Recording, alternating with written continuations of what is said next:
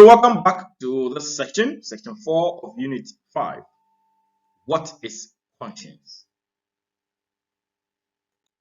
So by the end of this session, we want to explain the term conscience in not more than 5 lines, distinguish between science and law, mention 3 things that conscience is applied to, and explain the term conscience as it was used in the Greek and Roman societies.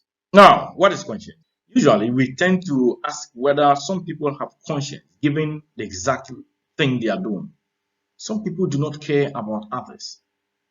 They want to hurt people, they want to shoot people, they want to slaughter people. And the question is, do they even have conscience at all? Because for me, if they had conscience, they would feel the way others are feeling. What is this conscience? From the Latin, conscientio, which means knowing with. It covers the ideas or 2 ideas of consciousness and conscience. The former, consciousness, is a psychological thing, while the latter, conscience, is an ethical thing. Consciousness deals with your awareness, which is psychological, born out of your psychology or the psyche. Then conscience is born out of the function of the intellect, which tells you not to do B. Why? Because B is not right. That's why we say that the latter is concerned with ethics, or is an ethical thing. So by definition, conscience is the practical judgment of reason upon an individual act as good and to be performed, or as evil and to be avoided. Now, when we read Austin Faculty's work, he says that in every society there are laws. These laws function by giving general principles such as do not lie, steal, or murder, but it does not tell whether that particular act done by the particular person or this particular person here and now is an act of lying, stealing, or murdering. In other words, law is referred to as that objective morality, whereas conscience is a subjective morality, because conscience deals with that which is coming from the inside of the moral agent, reflected through rigorous thinking and reflection of one's action. Then law are propositions of rules and regulation that guides the moral agent, and these are objective principles. Conscience stands as a subjective basis of morality. But the point is this: everybody has conscience, but some people's conscience are not actually in active force. They are not working in such a way that they reflect a good moral judgment or reasoning. So we are saying that conscience stands as a subjective basis of morality.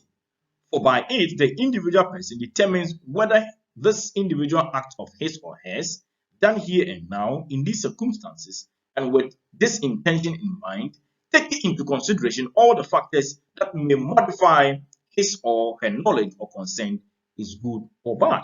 So conscience stands as the basis for judging your actions. So we are saying that conscience operates when someone is doing an intellectual assessment or judgment in regards to a particular action, resulting in a conclusion as to whether the action was good or evil, whether the person was satisfied or not, and whether the act was unlawful or not. Now let's go back to Sigmund Freud. Sigmund Freud argued that the human person's psyche divides into 3 main distinct parts: the id, the ego, and the superego. And he argued that the id deals with the pleasure-seeking part of the moral agent, the ego deals with the reality principle, and the superego deals with the moral principle, where the superego serves as the conscience of the moral agent, judging the rightness and wrongness of the moral agent action. That's what we are talking about.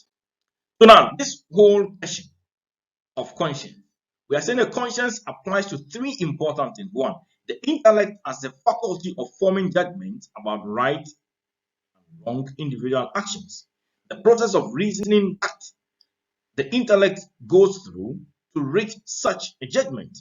And 3, the judgment itself, which is the conclusion of the reason process. In other words, a conscience set into motion that kind of logical presentation and analysis of one's moral, of one's action.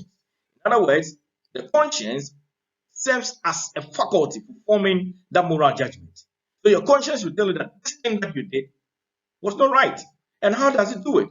It goes through several processes of reasoning to be able to reach at a conclusion to tell you that this action that you performed was right, that action that you performed was wrong.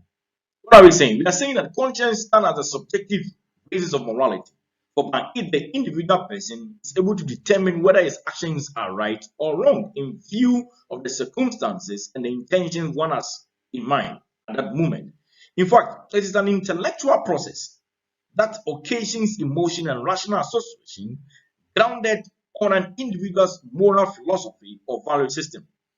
In other words, conscience goes through this whole intellectual processes for us to arrive at a logical conclusion in judging the rightness and wrongness of the moral agent action. We move on to the next session. You understand some of the issues we are dealing with here. So thank you for paying attention. Let's read the module and understand some of the issues I've raised. Thank you so much.